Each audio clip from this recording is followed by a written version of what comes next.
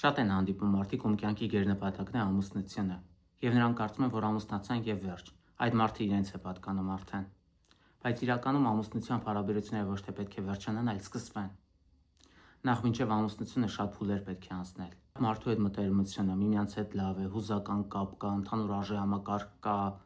կիսում ենք ընդհանուր գաղափարներ, գիտենք ինչ ենք ուզում, ու շատերին թվում է, թե ամուսնությունը փրկում է իրենց մենակության զգացումից, սոցիալական քննադատությունից, բա երբ ես ամուսնանալու,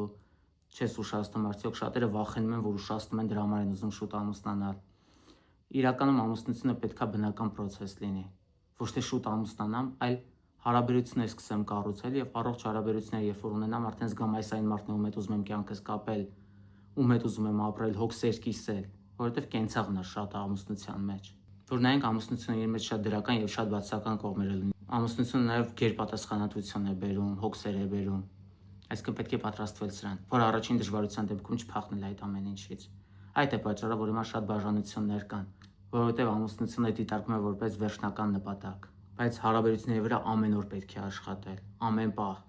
Դու ամեն օր աշխատում ես այդ հարաբերությունների վրա, դրանք ստատիկ չեն մնում, դինամիկ են։ Դու ինքդ դինամիկ ես, քո զուգընկերը դինամիկ է, դու փոփոխվում ես, զուգընկերդ փոփոխվում է, նոր բաներ եք սովորում, կյանքը հոսում է, եւ այդ ամեն ինչի մեջ ձեր հարաբերություններն էլ են հոսում։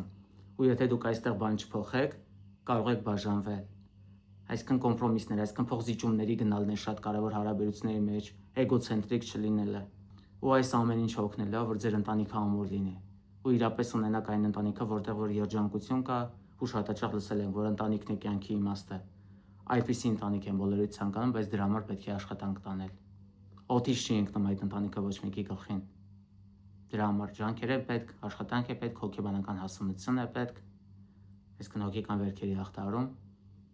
եւ այդ գործում ես ձեզ կարող եմ օգնել։